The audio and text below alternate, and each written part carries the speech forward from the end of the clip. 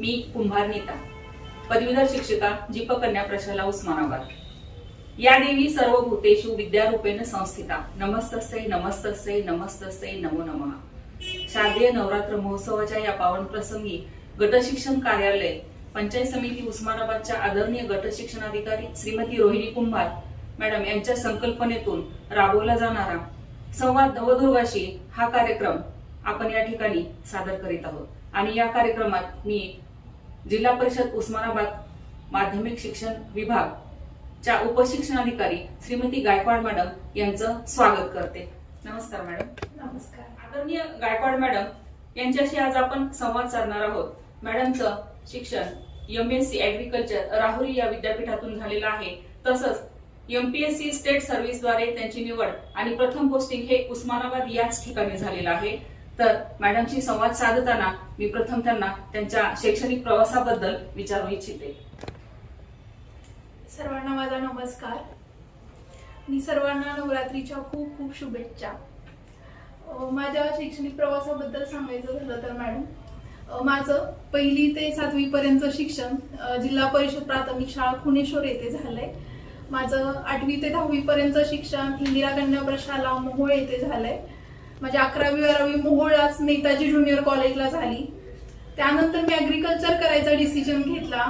BSc agriculture माझं government college of agriculture कोल्हापूरला पूर्ण झालं। त्यानंतर MSc me genetics and plant breeding या विषयामध्ये राहुरी कृषी विद्यापीठात पूर्ण केलेली आहे। आणि MScचं शिक्षण घेत असतानाच मी स्पर्धा परीक्षांचा अभ्यास चालू केला आणि त्या अभ्यासादरम्यानच MSc पूर्ण होतच माझं रेंज फॉरेस्ट ऑफिसर या पदी सिलेक्शन झालं। त्यानंतर तिथंही न थांबता मी परत स्टेट सर्व्हिसचा अभ्यास सुरू केला आणि 2016च्या जाहिरातीमध्ये माझं उपशिक्षणाधिकारी पदी सिलेक्शन झालं। आणि त्यानंतर 2019 ऍडव्हर्टाईज मध्ये आता माझं सध्या नायब तहसीलदार पदी सिलेक्शन झालंय। तर असा हा माझा पूर्ण शैक्षणिक प्रवास आहे आतापर्यंत। नात्याच्या देखणेपणाची कसोटी आहे संवाद, भावनिक बौद्धिक मानसिक गरजा भागवतो संवाद, जगण्याची प्रेरणा देतो संवाद। असा संवाद आपण एका नवदुर्गीशात साधत मला त्यांच्या याच क्षेत्रात येण्याविषयी किंवा या क्षेत्रात त्यांना करिअर का करावं वाटलं आणि त्यांना या क्षेत्रात येण्याची प्रेरणा कोणी दिली याविषयी त्यांना आपण विचारून घेऊया। तर माझं प्रशासकीय क्षेत्रात येण्याचं प्रेरणा सोर्स किंवा प्रेरणा स्रोत किंवा आदर्श जर कोण असेल तर ते माझे वडील आहेत। आणि वडिलांनंतर एक जिल्हा परिषदचे प्राथमिक शिक्षक गुंड गुरुजी म्हणून होते, जे मला 5वीला शिकवायला होते। या दोघांमुळं खरं तर माझा म्हणजे प्रशासकीय क्षेत्रात येण्याचा निर्णय असेल किंवा इकडे येणाऱ्या ज्या संधी असतील या दोघांमुळे मला माहीत झाल्या आणि मी त्या दिशेने विचार करायला सुरू केला। माझे वडील शेतकरी होते, पण त्यांना पहिल्यापासूनच असं वाटायचं की माझ्या मुलींना अधिकारी झालं पाहिजे। त्यामुळे मी कधी वडिलांसोबत जेव्हा तलाठी कार्यालयात गेले, ग्रामसेवक कार्यालयात गेले, तहसील ऑफिसमध्ये गेले तर त्यांनी मला तिथल्या अधिकाऱ्यांशी माझ्या भेटीगाठी करून दिल्या आणि तुला पण असं काहीतरी होता येते का बघ, या दिशेने माझ्या मनात स्वप्न रुजवायला सुरू केली। त्याचबरोबर माझे जे प्राथमिक शिक्षक होते 5वीचे, तर त्यांचं ते पहिलं पोस्टिंग होतं 5वीच्या वर्गावरचं। आणि ते वर्ग शिक्षक म्हणून जेव्हा पहिल्यांदा वर्गात आले त्यावेळेस त्यांनी पूर्ण विद्यार्थ्यांसोबत हितगुज साधलं होतं आणि त्यावेळेस ते म्हणले होते की माझं एक स्वप्न आहे की माझ्या पहिल्या बॅच मधला माझा एकतरी विद्यार्थी अधिकारी व्हावा। आणि त्यावेळेस त्यांनी विचारलं की कोण कोण होणार अधिकारी, हात वर करा। तर त्यावेळेस मी हात वर केलेला आणि त्या दिवसापासून मी ठरवलेलं की आपल्याला अधिकारी व्हायचंय। त्यामुळं कुठेतरी ती स्वप्न प्रशासनात यायची मला वाटतं बालपणीच माझ्या मनात रुजली होती। आणि परत योगायोगानं माझा तसं वातावरण ऍग्रीकल्चरला मिळत गेलं आणि माझा प्रशासनातला प्रवास ऍग्रीकल्चर पासून खऱ्या अभ्यासाने त्या दिशेनं प्रवास सुरू झाला। मॅडम एका शेतकरी कुटुंबातूनच आहेत आणि त्यांना जेव्हा जेव्हा त्या ताईब तहसीलदार किंवा ऑफिसमध्ये वडिलांसोबत गेल्या तेव्हा त्यांच्या वडिलांनी त्यांना प्रेरणा दिली की तू ही एखाद्या अधिकारी होऊ शकतेस का हे बघ। आणि त्यांना मिळालेली प्रेरणा त्यांचे गुरुजी 5वीचे त्यांनी जे त्यांना प्रेरणा दिली कोण कोण अधिकारी होणार, त्यावेळेस पासून मॅडमनी ठरवले की त्या एका मोठ्या विद्याविभूषित होतील किंवा त्या मोठ्या अधिकारी होतील। तर मॅडमची हा प्रवास आपण पाहिलाय। यापुढे मॅडम बालपणातील असाच एखादा प्रसंग आम्हाला सांगा ज्यातून आम्हाला प्रेरणा मिळेल। माझं 1ली ते 7वी पर्यंतचं शिक्षण खुनेश्वर नावाच्या एका छोट्याशा गावी झालं आणि तिथं 1ली ते 7वीची प्राथमिक शाळा आहे। आम्ही शेतात राहायचो आणि शेतातून 1-2 किलोमीटरच्या अंतरावर शाळा होती, तर शेतातून येऊन जाऊन शाळेत करायचो. मी जिथं माझं बालपण गेलं आणि जिथं मी राहायचे 7वीपर्यंत, त्या घरी आमच्या लाईट पण नव्हती. कंदिलावर अभ्यास केला मी 7वीपर्यंत मॅडम. आणि शेतात राहत असल्यामुळं ते होतंच की आई वडिलांच्या सगळ्या शेतातल्या कामामध्ये मदत करणं असेल, त्यामुळं असं कुठलाही शैक्षणिक पार्श्वभूमी नव्हती. घरी टीव्ही नव्हता, बाहेरचं जग कळायला काही मार्ग नव्हते. त्यामुळं मला वाटतं की माझ्या आयुष्याची जी पायाभरणी आहे, माझ्या करिअरचा जो सगळा बेस तयार झाला तो शाळेतून तयार झाला. कारण बाबांचे मित्र पण बऱ्यापैकी सगळे शिक्षक होते आणि त्यांना पहिल्यापासूनच त्यांनी माझ्यातली ती चुणूक ओळखली होती की ही मुलगी चांगली हुशार आहे, काहीतरी पुढे जाऊन करू शकते. तर त्यामुळं पहिल्यापासूनच शिक्षकांचं मार्गदर्शन मिळणं आणि मग त्यातून अशा गोष्टी घडायच्या की एखाद्या परीक्षेत थोडंसं यश मिळवलं तरी पण म्हणजे फुलं वगैरे देऊन सत्कार करणं, प्रोत्साहन देणं, शिक्षकांचं नेहमी घरी येणं जाणं असायचं. आणि खूप सगळ्या गोष्टीतून लहानपणीच्या मी पुढं शिकत गेले. आणि एक मजेदार किस्सा जर लहानपणीचा सांगायचा झाला तर मी कलेक्टरची जीवनगाथा वाचलेली आणि त्यावेळेस आम्ही शेळ्या राखायचो. तर शेळ्या राखत असताना मी नेहमी स्वप्न बघायची की मी त्या पुस्तकात वाचलेलं की मग ते शेतात त्याचे आई वडील काम करत असतात आणि अचानक कुणीतरी येऊन सांगतं की तुमचा मुलगा कलेक्टर झालाय. तर ते स्वप्न ते सगळं जगणं मी तेव्हा अनुभवलं. तेव्हा माझ्या मी डोक्यात असायचं की असं एक दिवशी कुणी ना कुणी माझ्या आई बाबांना सांगेल की तुमची मुलगी अधिकारी झाली आहे. आणि म्हणजे बाय गॉड ग्रेस की ते क्षण अनुभवायला मिळाले. पण मला आठवतं की त्यावेळेस ना इतकं अभ्यासाचं म्हणजे एक जुनून असतो तो निर्माण झालेला त्या वयातच की गोष्टीच्या पुस्तकात पण मी अभ्यासाची पुस्तकं ठेवून वाचायचे. कारण सगळ्यांना मला पुढं राहायचंय, मला पुढं जायचंय. तर जरी इतरांना वाटत असलं की ही काही गोष्टीची पुस्तक वाचत बसले तर त्यावेळेस पण मी अभ्यास करायचे. सगळे खेळत असताना मी अभ्यास करायचे. मला असं वाटायचं की लहानपणापासून नाही काहीही झालं तरी आपल्याला अधिकारी व्हायचे. आणि शेतकरी कुटुंबातून असल्यामुळं असे छोटे छोटे किस्से नेहमीच घडत राहायचे. कधी भाजी विकायला जाणं, 4 रुपये 2 रुपये मिळायचे ते साठवून ठेवणं असेल, किंवा बाजार करायला जाणं, पोहायला जाणं. तर अशी खूप सगळ्या लहानपणीच्या रम्य आठवणी आहेत की ज्या आज मागवळून बघताना खूप सुखद आणि आनंदही वाटतात. मॅडमनी त्यांचा शैक्षणिक खडतर असा प्रवास आपल्याबरोबर शेअर केला आहे. अगदी लहानपणी घरामध्ये शैक्षणिक वातावरण नसताना सुद्धा चिमणीच्या प्रकाशामध्ये अभ्यास करून त्या आज या पदावर पोहोचलेल्या आहेत. तर मॅडमला घरातून वारंवार प्रोत्साहन मिळत गेलं. त्यांचे वडील असो किंवा त्यांच्या वडिलांचे मित्र असो, त्यांचे गुरुजी असो, त्यांना वारंवार प्रोत्साहित केलं आणि मॅडम आज या ठिकाणी पदस्थ आहेत. तर प्रोत्साहन हे विद्यार्थी जीवनामध्ये किती महत्वाचं असतं हे मॅडमनी आपल्याला सांगितलेलं आहे. मॅडम, या सगळ्या कामाच्या व्यापातून एखादा विरंगुळा किंवा छंद म्हणून आपण काही जोपासला आहे का? तर तो कोणता आणि तो आम्हाला जाणून घ्यायला आवडेल. तर मला म्हणजे लहानपणापासूनच वाचनाची खूप आवड राहिलेली आहे. जेव्हा 10वी झाल्यानंतर मला वडिलांनी विचारलं की तू MSc करणार का वाचनालय लायब्ररी जॉईन करणार. तर त्यावेळेस मी विचार केला की MSc आपल्याला 12वी नंतर पण करता येईल, आपण लायब्ररी जॉईन करूया. आणि त्यावेळेस आम्ही एक व्यापारी वाचनालय आहे मोहोळच्या ठिकाणी, तर तिथं जाऊन आम्ही ते वाचनालय जॉईन केलं. आणि मला तिथं जे ग्रंथपाल होते देशपांडे म्हणून, तर त्यांनी सगळ्या प्रकारची पुस्तकं वाचायला लावली. म्हणजे रेड लाईट एरियामध्ये महिलांचं जीवन कसं असतं इथून ते मानवाची उत्क्रांती कशी झाली इथपर्यंत, वेगवेगळ्या ऐतिहासिक कादंबऱ्यांपासून ते एखाद्या अभ्यासू पुस्तकापर्यंत. तर त्यामुळं त्या पिरियडमध्ये मी 1,500-2 हजार पुस्तकं आदर्शासारखी वाचून काढली. 10वीचं माझं ते वय होतं. आणि त्याच्या आधी पण मला अशी लोक माझे चुलते ते वाचनाचे खूप व्यासंगी आहेत. वेगवेगळ्या बाबा कदमांच्या कादंबऱ्या असतील, बाबा आमटेंच्या कादंबऱ्या असतील, बाबासाहेब पुरंदरेंच्या असतील, विदा सावरकरांच्या असतील, अशा 2-2 हजार पानाच्या मोठमोठ्या कादंबऱ्या पण मी आणि माझा भाऊ वेळ डिवाइड करून वाचायचो. कारण पुस्तक एक असायचं आणि दोघांना वाचायचं असायचं. मग तो जरा हट्टी असल्यामुळे त्याला प्राधान्य असायचं. मग तो झोपलाय कंदील घ्यायचे आणि वाचत मग 3-4 वाजेपर्यंत रात्री वाचत बसायची. कारण दिवसभर मग शाळा असायची, शेतातली कामं असायची. आणि त्यामुळं वाचन हा नेहमीच आवडीचा प्रांत राहिला. आणि वाचनानं मला वाटतं की माझं नंतरचं संवाद कौशल्य असेल, माझं लिखाण असेल, माझी विचारशैली असेल, ही प्रगल्भ करायला खूप मदत केली आणि त्यामुळे तो आजही माझ्या जीवनाचा अतिशय इंटिग्रल पार्ट आहे. आणि मला माझा दुसरा आवडता छंद म्हणजे मॅडम प्रवास. मला नेहमी वाटतं की प्रवास हा माणसाला समृद्ध करतो. जसं आपण पुस्तकातून आयुष्य शिकतो तितकंच आपण प्रवासातनं माणसांना भेटू, त्यांना त्यांच्याशी संवाद साधून, वेगवेगळ्या स्थळांना भेटी देऊन एक स्वतःचं आयुष्य अधिक समृद्ध करू शकतो. त्यामुळं मी जेव्हा जेव्हा वेळ मिळेल, गरजेचं नाहीये की तुम्ही कुठंतरी एखाद्या पर्यटन स्थळी एखादी ट्रिप बुक करून जावा किंवा फार वेळ काढून जावा.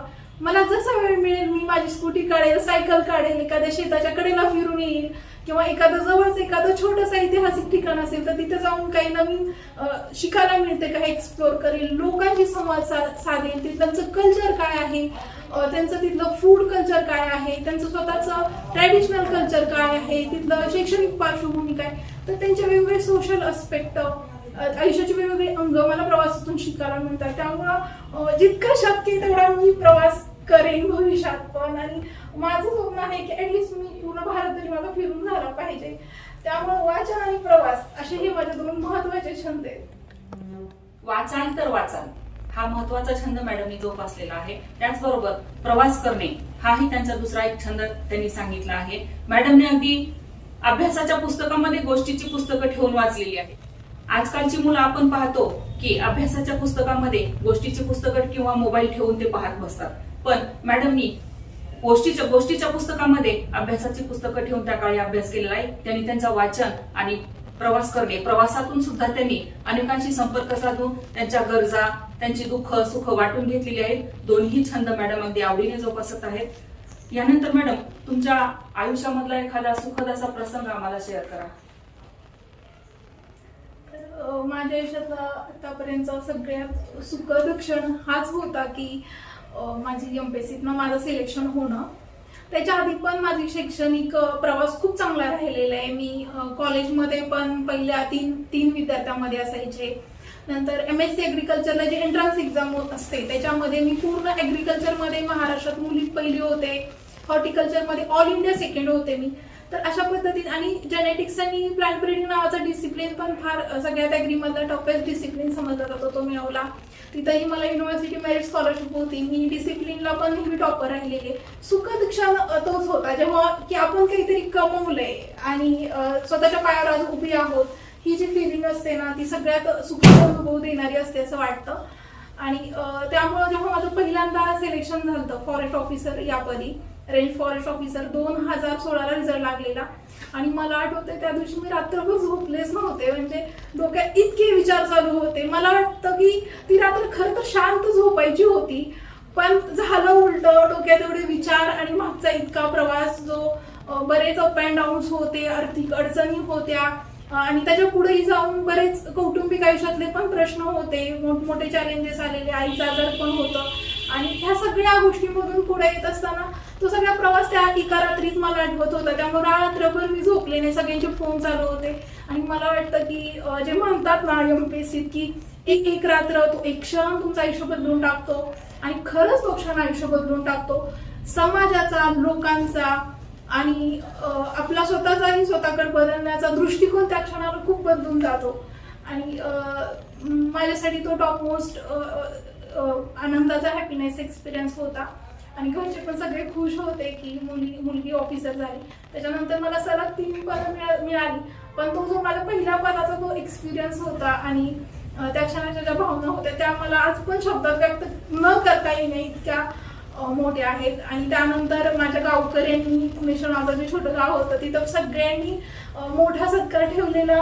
आणि मला वाटतं की तो एक म्हणजे त्या सगळ्यांसमोर मी जे मगाशी मेन्शन केलं की माझ्या वडिलांनी जे माझे प्राथमिक शिक्षक ज्यांनी माझ्या डोक्यात प्रशासकीय अधिकारी व्हायची स्वप्न रुजवली, त्या दोघांचा मी पूर्ण गावकऱ्यांसमोर सत्कार करायला लावला. तर तो पण ते सगळे क्षण म्हणजे सगळ्यात सुखद होते आयुष्यात. मॅडम कुठल्याही कामाला कधीही कमी न समजणाऱ्या, अगदी शेतामध्ये काम करण्यापासून ते भाजी विकण्यापर्यंत एक शेतकरी कुटुंबातील मुलगी एवढ्या उच्च पदावर जाते आणि तिच्या आयुष्यातला एमपीएससी पास होण्याचा एक सुखद क्षण खरोखरीच तो त्यांच्यासाठी सुखद होता. यानंतर मॅडम आपल्या जीवनातील टर्निंग पॉइंट बद्दल आपण काही सांगू शकता? आयुष्यातील टर्निंग पॉइंट हा म्हणजे दोनदा आयुष्य पूर्ण टर्न झालं. एक पहिला निर्णय बाबांचा की मला 7वीतून एका शहरातल्या चांगल्या शाळेत घालणं तो होता. बाबांनी तेव्हा शेतात म्हणजे काम करत असलेला बैल विकला होता आणि ती माझी फीस भरून मला सेवा सदनला सोलापूरला ठेवलं होतं की जिथं मी एकच वर्ष राहू शकले. त्यामुळं मला बाहेरच्या जगातील संधी कळल्या, अभ्यास कसा करायचा असतो, आणखीन आपल्याला स्वतःचं सेल्फ इव्हॅल्युएशन कसं करायचं असतं. कारण बरीच माझ्या बरोबरच्या ज्या मुली होत्या त्यांचं कॉम्पिटेटिव्ह स्पिरिट, त्यांच्या अभ्यासाची डेप्थ आणि मला मी कुठं कमी पडते हे त्यावेळेस लक्षात आलं. तिथून खरं मी स्वतःला अकॅडमिकली सिरियस घ्यायला सुरू केलं. आणि माझ्या आयुष्यातला दुसरा सगळ्यात टर्निंग पॉईंट ठरला तो म्हणजे BSc ॲग्रिकल्चरला जायचा निर्णय. तसं मला AIEEE खूप चांगले मार्क्स होते.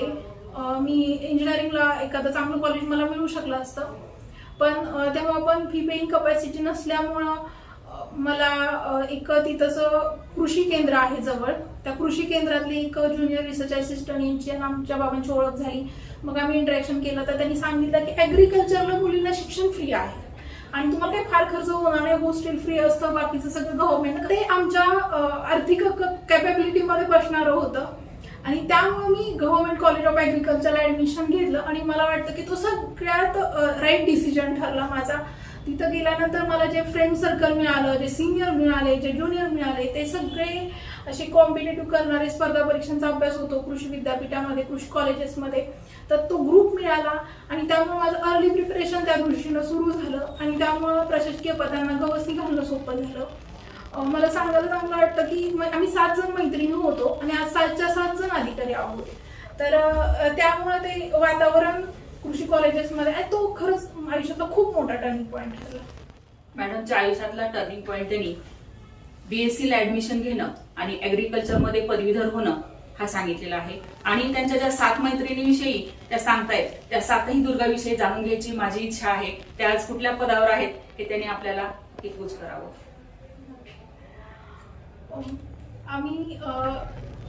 जेव्हा मी कॉलेज ऑफ ॲग्रिकल्चरला फर्स्ट इयरला होते तर त्याच वेळेस अशा सेम विचाराच्या काही मुली भेटल्या ज्या माझ्यासारख्याच बॅकग्राऊंडमधनं होत्या. कुणाचे वडील शेतकरी होते, कुणाचे वडील पोलीस होते, कुणाचे वडील कंडक्टर होते आणि तर त्या एक ग्रुप तयार झाला आणि नंतर तो वाटलं नव्हतं की 7 वर्ष सोबत राहिला. 4 वर्ष ग्रॅज्युएशनची, 2 वर्ष पोस्ट ग्रॅज्युएशनची आणि नंतर 1 वर्षाचं पुढचं स्टेट सर्व्हिसचं प्रिपरेशन. तर या 7 वर्षामध्ये की कॉलेज लाईफ जे मूवीमध्ये बघतो किंवा जे आपण आपल्या डोक्याचे आयडिया असतात तर त्याला थोडंसं साईडलाईनला ठेवून आम्ही पहिल्यापासूनच स्वतःला एका शिस्तप्रिय नियोजनामध्ये बसवलं होतं. रूमच्या काही गोष्टी आम्ही पहिल्यापासून डिसाईड केलेल्या होत्या की सकाळी मी लवकर उठायचं, मग बाकीच्यांना उठवायचं, सकाळी 3 तास तरी अभ्यास झाला पाहिजे. रात्री परत दिवाळी सुट्टी, उन्हाळा सुट्टी, यात पण आम्ही घरी न जाता मॅडम त्या सुट्ट्यामध्ये पण आम्ही कॉलेजमध्येच थांबून मग स्पर्धा परीक्षांचा अभ्यास करणं, इतर गोष्टी. तर असं आमची पूर्ण हे होते. आता तर ती स्वाती गंभीर म्हणून माझी एक मैत्रीण आहे रूममेट की आम्ही 6 वर्ष म्हणजे पोस्ट ग्रॅज्युएशनला पण आम्ही रूममेट होतो. ते आता सध्या वन अधिकारी फॉरेस्ट ऑफिसर म्हणून आहे. नंतर माझी अंकिता तळडे म्हणून एक रूममेट होती, ती पण सध्या रेंज फॉरेस्ट ऑफिसर म्हणून आहे. माझी अमृता इंगळे नावाची मैत्रीण आहे, ती आता इथं कृषी अधिकारी म्हणून आहे मॅडम, आपल्याच इथं कृषी मंडळ अधिकारी म्हणून आहे. नंतर माझी आणखीन एक मैत्रीण स्नेहा पवार, ती कृषी अधिकारी आहे. राजश्री गुंड जी माझी लहानपणापासूनची मैत्रीण, ती सध्या ARTO पिंपरी चिंचवड आहे. सगळ्याच मैत्रिणी म्हणजे मिळून अभ्यास केला आणि मिळून सगळ्यांनी यशस्वी झालं. असं आम्ही ते ऐकलेलं की 3 मित्र ठरवून अभ्यास करतात आणि ते स्टील प्रेम नावाचं पुस्तक ग्रॅज्युएशनला असताना वाचायचो आणि त्यात एक स्टोरी होती की 3 मित्र ठरवून अभ्यास म्हणजे मिळून अभ्यास करतात आणि तिघे अधिकारी होतात. तसं आम्ही ठरवलेलंच ग्रॅज्युएशनला असताना की अभ्यास मिळून करायचा आणि मिळूनच अधिकारी व्हायचा आणि तेच झालं. आज सगळे वेगवेगळ्या पदाला आहेत. कोण तहसीलदार आहे, कोण सेल टॅक्स कमिशनर आहे, कोण STA म्हणून काम करतंय, कोण कृषीमध्ये आहे, मी उपशिक्षण अधिकारी आहे, माझे काही फॉरेस्टमध्ये आहेत, काही बँकेत मैत्रिणी आहेत. तर आज तो जो सगळा ग्रुप आजूबाजूचे सगळे वेगवेगळ्या पदावर काम करतात आणि छान वाटतात मागून बघताना की मिळून कष्ट केलं आणि यश सुद्धा तितक्याच व्यवस्थेने मिळत गेलं. संगत गुण आणि सोबत गुण किती महत्वाचे असतात हे या 7 मैत्रिणींनी आपल्याला दाखवून दिलेलं आहे. अगदी स्वतःला शिस्त लावण्यापासून एका ठिकाणी राहिल्यानंतर किती वेळ अभ्यास करायचा, दिवाळीच्या सुट्टीला सुद्धा जायचं नाही घरी, हे ठरवून या मैत्रिणी आज उच्च पदस्थ आहेत. फॉरेस्ट रेंज ऑफिसर आहे, कोण उपशिक्षणाधिकारी आहे. अशा या मैत्रिणींचं, या नवदुर्गेचं मी या ठिकाणी आमच्या उस्मानाबाद गट शिक्षण कार्यालयातर्फे अभिनंदन करते. मॅडम, या पदावर कार्यरत असताना सगळ्याच महिलांना प्रश्न पडतात की घर आणि ऑफिस याची सांगड कशी घालायची. तसा प्रश्न माझाही आहे, तुम्हालाही असणार आहे. मग त्याबद्दल मी जाणून घेऊ इच्छिते. तर महिला म्हणून काम करणं मला वाटतं ते जितकं चॅलेंजिंग आहे तितकंच तुम्हाला स्वतःला समृद्ध करणारं पण आहे. नक्कीच कुटुंब आणि घर सांभाळताना जी स्त्रियांची ओढाताण होते त्याच प्रशासनात वेगवेगळ्या पदावर स्त्रिया काम करताना आपण बघत असतो.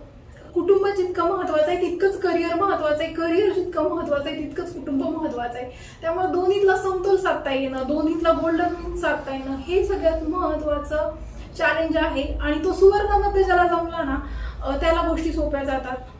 मी तर नेहमी काम करताना ऑफिसच्या वेळेस पूर्ण डेडिकेशन ऑफिसमध्ये राहणं आणि घरी गेल्यानंतर घरी पूर्ण वेळ कुटुंबाला देणं हे कटाक्षानं पाळते. ऑफिसमधले स्ट्रेस, ऑफिसमधली कामं कधीच घरी घेऊन जात नाही आणि घरातले जे ताणतणाव किंवा प्रॉब्लेम्स असतात ते कधी ऑफिसमध्ये घेऊन येत नाही. त्यामुळं काय होतं की प्रत्येकाचं स्वतःचं जे वेळेचं डिवायडेशन आहे ते व्यवस्थित जर जपलं आणि तितक्याच आत्मीयतेनं जिथं असू त्या प्रेझेंट सिच्युएशन मध्ये राहिलं तर खूप गोष्टी सोप्या होतील. आणि मला म्हणजे UN MPSCच्या इंटरव्ह्यू मध्ये पण हा प्रश्न विचारलेला की महिलांना तुम्हाला खरंच रिझर्वेशनची गरज आहे का MPSC मध्ये म्हणून. तर त्यावेळेस मी त्यांना उत्तर दिलेलं की सर फक्त गरज रिझर्वेशन आहे इतक्याची नाही, ही वाढवण्याची गरज आहे. तर त्यावेळेस ते पॅनल मेंबर मला म्हणालेले की मॅडम आम्ही रिझर्वेशन काढून टाकायचं बोलतोय आणि तुम्ही वाढवायचं बोलताय. तर मी म्हटलं की सर आज पण प्रशासनात हवं तितकं महिलांचं प्रतिनिधित्व नाहीच आहे. जर 50% पॉप्युलेशन आज महिलांचं आहे तर 50% प्रतिनिधित्व प्रशासनात सुद्धा महिलांचं पाहिजे. असं असताना आज आपल्याकडे तितक्या प्रमाणात महिला अधिकारी, महिला कर्मचारी दिसत नाहीत. त्यामुळे मला वाटतं की महिला सेन्सिटिव्ह इकोसिस्टीम ऑफिसमध्ये निर्माण करणं, काम करताना पण महिलांसाठी टॉयलेट्स व्यवस्थित असणं, जेंडर बायस ऑफिसमध्ये न होणं, महिलांच्या इश्यू बाबतीत थोडं सेन्सिटिव्ह असणं, ह्या गोष्टी जर केल्या तर महिलांचा प्रशासनातला सहभाग पण वाढेल आणि त्यांची जी नेहमी तारीवरची कसरत होते कुटुंब आणि घर सांभाळताना तर ती पण कमी व्हायला मदत होईल आणि मुली पण चांगलं करिअर घडवू शकतील. तर त्यामुळे मला वाटतं की आपण वुमन सेन्सिटिव्ह ऍडमिनिस्ट्रेशनच्या दृष्टीनं पण इथून पुढे पावलं टाकायला पाहिजेत. आणि ॲज अ वुमन ऑफिसर म्हणून आता नवदुर्गा मॅडमने हा उपक्रम राबवले, कुंभार मॅडमनी, तर त्यातून आपल्याला खरंच हे खूप घेण्यासारखं आहे की ह्या महिला अधिकारी असतील किंवा इतर महिला अधिकारी असतील यांनी पुढच्या येणाऱ्या महिला अधिकाऱ्यांना आणखीन चांगलं वातावरण कसं तयार करते या दृष्टीनं प्रयत्न केले पाहिजेत. आणखीन मुली कशा प्रशासनात येतील किंवा वेगवेगळ्या करिअरच्या ऑपॉर्च्युनिटी कशा जास्तीत जास्त ग्रॅब करतील यासाठी आपण सगळ्या महिला अधिकाऱ्यांनी प्रयत्न केले पाहिजेत. आणि हे करत असताना कुटुंब सुद्धा तितकं महत्वाचं आहे. आपली जी कुटुंब व्यवस्था आहे भारतीय संस्कृतीतली ती टिकवण्यासाठी सुद्धा आपल्याला प्रयत्न करावे लागतात. आणि ते जे व्हॅल्यू सिस्टीम आहे ते ॲज अ वुमन म्हणून आपण ते जोपासू शकतो. तर फक्त आपण हे करत असताना काम आणि घर यातलं संतुलन साधून, तो गोल्डन मीन साधून त्याच्यावर काम करणं जास्त महत्वाचं आहे असं मला वाटतं. घराची गरज म्हणा किंवा स्वतःला सिद्ध करण्याची इच्छा म्हणा असं महिलाने ठरवून बऱ्याच महिला आज बाहेर पडलेल्या आहेत आणि त्या विविध क्षेत्रात कार्यरत पण आहेत. आणि याबाबत मॅडमनी महिलांच्या प्रत्येक प्रश्नाबद्दल सेन्सिटिव्ह असणं आणि त्यांना योग्य आदर देणं किती गरजेचं आहे हे आपल्याला सांगितलेलं आहे. यानंतर मी या पदाच्या माध्यमातून तुम्ही लोकसेवेबद्दल काय सांगू शकता? तुमच्याकडून लोकसेवा कशा प्रकारे घडते? मी जेव्हा MPSCचा अभ्यास करत होते त्यावेळेस माझ्याकडे नेहमी चॉईस राहिला की कुठलं पद घ्यायचं. उपशिक्षण देखील माझं सिलेक्शन झालं त्यावेळेस मला बाकीचे पण ऑप्शन होते वर द्यायला, पण मी क्लास 2 मध्ये माझा पहिला प्रेफरन्स उपशिक्षणाधिकारी होता त्यावेळेस. आणि मी त्यावेळेस रेंज फॉरेस्ट ऑफिसर पण होते, पण मी उपशिक्षणाधिकारी पदाला प्राधान्य दिलं. त्याचं कारणच हे होतं की मुळात मी घडले ते एज्युकेशन सिस्टीममुळे घडले, ते जिल्हा परिषदच्या एका शिक्षकामुळे घडले. आणि मला वाटतं की एक शिक्षक एका विद्यार्थ्याच्या आयुष्यात इतका मोठा बदल घडवू शकतो. तर एक अधिकारी म्हणून आपल्याला किती काही चांगलं करायची संधी मिळेल. तर ही थॉट प्रोसेस डोक्यात असल्यामुळे मी खरं तर शिक्षण क्षेत्र निवडलं पुढं करिअर करण्यासाठी. आणि मला 4 वर्ष झालेत. मी माझं 2017चं जॉईनिंग आहे इथलं.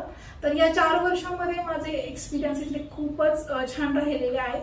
आणि स्पेशली ग्रामीण भागातील मुलांच्या आयुष्यात किंवा जो वल्नरेबल क्लास आहे, शहरातील असू द्या किंवा ग्रामीण भागातील असू द्या, ह्या मुलांच्या आयुष्यात बदल घडवून आणण्याची खूप मोठी शक्ती, खूप मोठे अधिकार आणि खूप मोठी अपॉर्च्युनिटी आपल्या हाती आहे.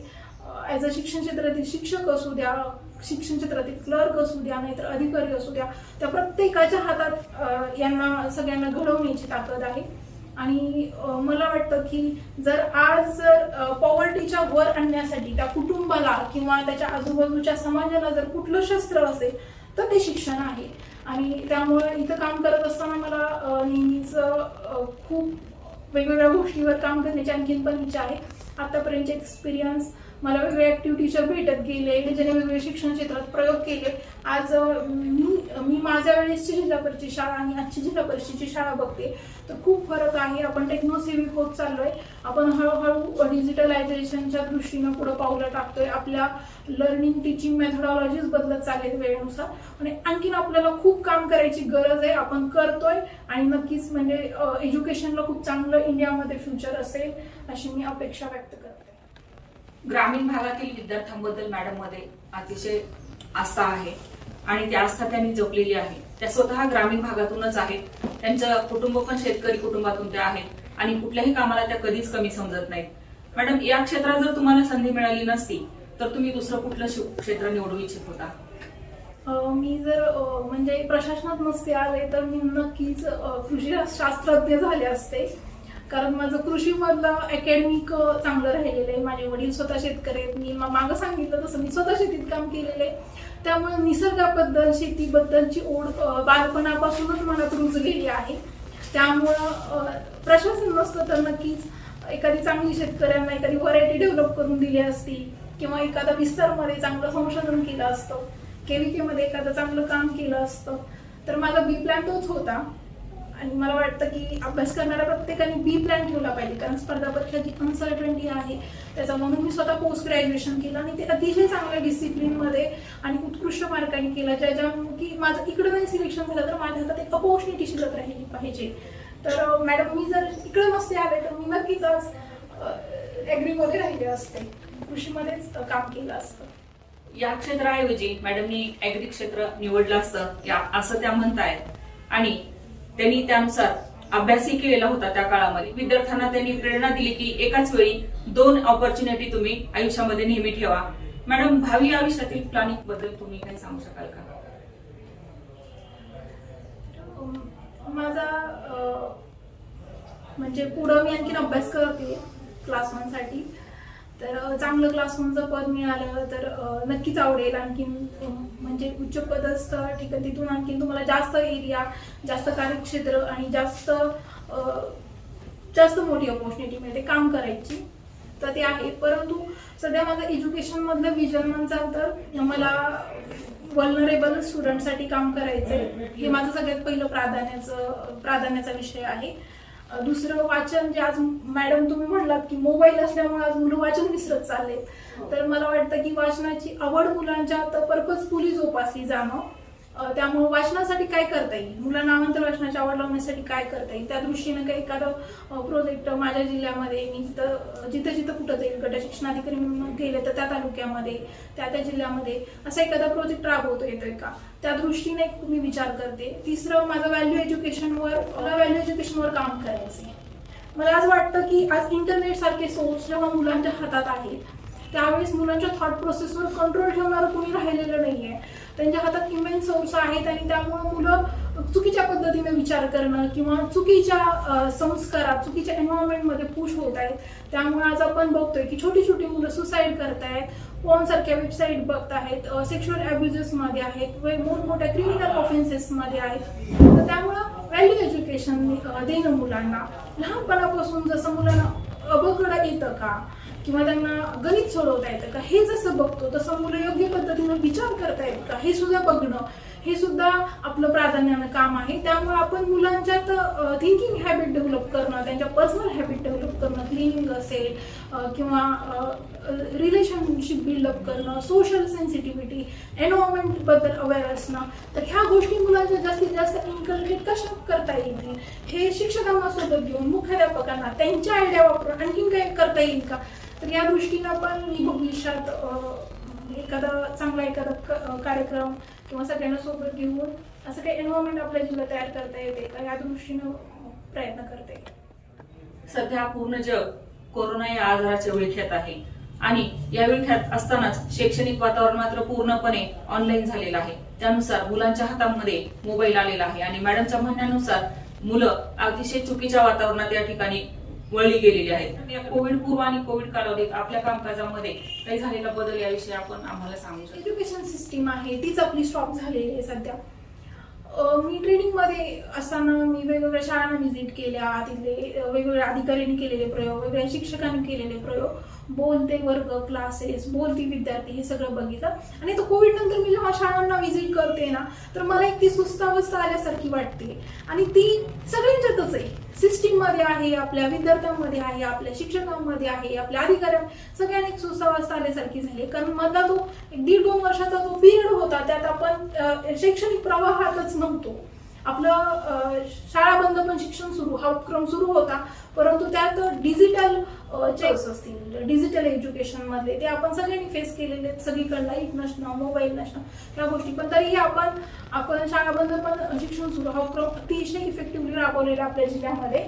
आणि आपला जिल्हा स्टेटमध्ये खूप चांगल्या नंबरवर राहिलेला. पण मला वाटतं की भविष्यामध्ये आपण ह्या सिच्युएशनसाठी रेडी राहिलं पाहिजे.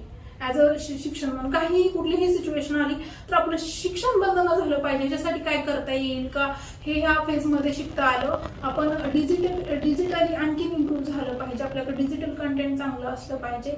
आपले टीचिंग लर्निंग एड्स आहेत ते जितके जास्तीत जास्त टेक्नोसेव्ही असतील या दृष्टीनं आपण प्रयत्न केला पाहिजे. आणि ह्या काळात जे झालेलं नुकसान आहे ते येणाऱ्या काळामध्ये पोस्ट कोविडमध्ये कसं भरून काढता येईल, त्यासाठी काय पावलं उचलता येतील या दिशेनं आपण सगळ्या एज्युकेशन सिस्टीमनं विचार करून जितकी फास्ट पावलं टाकता येतील तेवढी टाकली पाहिजेत.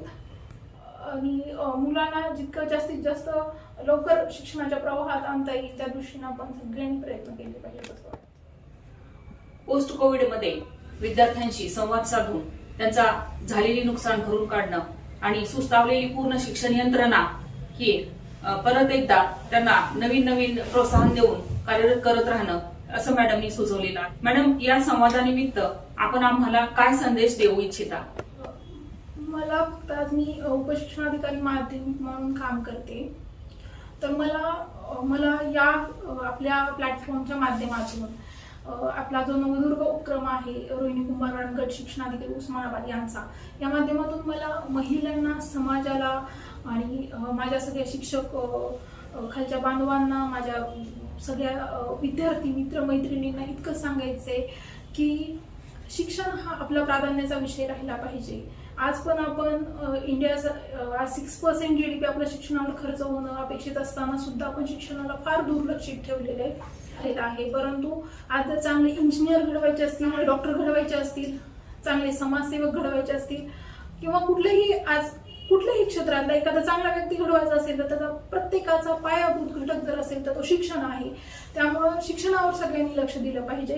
ग्रामीण भागातील पालकांना माझं इतकंच सांगणं आहे की तुम्ही मुलांच्या शिक्षणाला सगळ्यात महत्त्व द्या.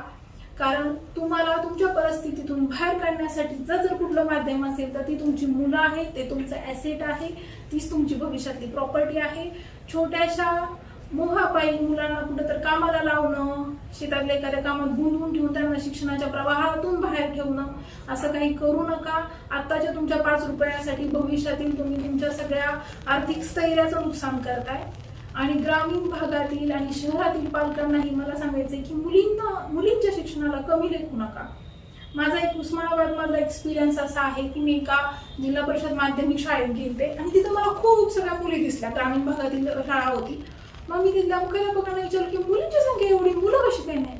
तर त्यांनी सांगितलं की मॅडम हे इथले जे गावकरी आहेत त्यांना असं वाटतं की मुलींना इथल्या शाळेत घालून मुलांना चांगलं जिल्ह्याच्या चांगल्या शाळेत शिकवू, मुलंच आपले वंशाचे दिवे आहेत तर ते चांगले शिकले पाहिजे, त्यामुळे मुलं जिल्ह्याच्या ठिकाणी शिकतात आणि मुली कसं तरी 8वी 9वी 10वी शिकतात आणि नंतर मग मुलींची गळती सुरू होते तिथून पुढं. तर मला खरंच त्या दिवशी खूप वाईट वाटलं की आज आपण 21व्या शतकात आहोत इंडिया असं म्हणतो आणि मुलींना आज पण आपण मुलींच्या शिक्षणाकडे इतकं दुर्लक्ष करतोय. तर त्यामुळे मला वाटतं की मुलगा आणि मुलगी असा भेद न करता मुलींना स्वतः सक्षम करा. मुलापेक्षा सुद्धा मुलींनी शिकणं फार गरजेची गोष्ट आहे, कारण मुली जर स्वतः सक्षम झाल्या तर त्या कुटुंबाला सक्षम करतात, पुढची पिढी चांगली घडवतात आणि हे सगळं ते घर सांभाळून करतात. त्यामुळे तुम्हाला कुठलाही ह्यात लॉस नाहीये. त्यामुळे मुलींना जितकं चांगलं शिक्षण देता येईल तेवढं द्या. त्यांच्या लग्नाची घाई करू नका. बालविवाह तर अजिबात बालविवाहाचं आणू नका, कारण त्यातून होणारं शारीरिक आणि पुढचं सगळं जे नुकसान आहे त्या मुलीचं पूर्ण लाईफ कोलॅप्स होऊन जातं. या प्लॅटफॉर्मचा हे घेऊन मी सगळ्या शिक्षक बांधवांना इतकंच म्हणेन की आपल्याला परत एकदा एनर्जेटिक पद्धतीनं नवीन सुरुवात करायची आहे. आपल्यासाठी हा कोविड पिरियड खूप मोठा बॅड पॅच राहिलेला आहे सगळ्यांसाठीच आणि हे सगळं नवीन होतं आपल्यासाठी, कारण अशी कुठलीही पॅन्डेमिक आपण फेस नव्हतं केलं इतक्या दिवसात. तर त्यामुळं आता सगळ्यांनी एकत्र येऊन आपण आपल्या जिल्ह्याचं, आपल्या विद्यार्थ्यांचं, सगळ्यांचं शैक्षणिक भवितव्य सुरक्षित कसं करता येईल या दृष्टीने आपण सगळ्यांनी प्रयत्न करणं गरजेचं आहे. आणि तुम्हा सगळ्यांना माझ्याकडून खूप सगळ्या शुभेच्छा. त्यामुळं सगळे छान काम करा आणि छान उस्मानाबाद एका नवीन शैक्षणिक प्रगतीच्या उंचीवर नेऊन ठेवा. खूपच छान मॅडम. आजचा संदेश हा त्यांनी सर्व शिक्षकांना दिलेला आहे. जे पोस्ट कोविडमध्ये मागं पडलेलं शिक्षण आहे ते प्रोत्साहित करून मुलांना परत एकदा शैक्षणिक प्रवाहामध्ये आणायचंय आणि त्यांच्या उज्ज्वल भविष्याला आपण प्रोत्साहित करत राहायचंय. मी आज या ठिकाणी मुलींसाठी एक विशेष असा संदेश दिलेला आहे. मुलींना सतत शिक्षण प्रवाहात ठेवा आणि त्यांना मागे राहू देऊ नका. त्यांना सक्षम बनवा, त्यांना स्वतःच्या पायावर उभे करा असं मॅडम या ठिकाणी सांगितलेलं आहे. गट शिक्षण कार्यालय उस्मानाबाद या ठिकाणी तुम्ही आलात आणि त्याबद्दल मी तुमचे आभार मानते. सर्वांना माझ्याकडून पुनश्च खूप खूप शुभेच्छा. धन्यवाद.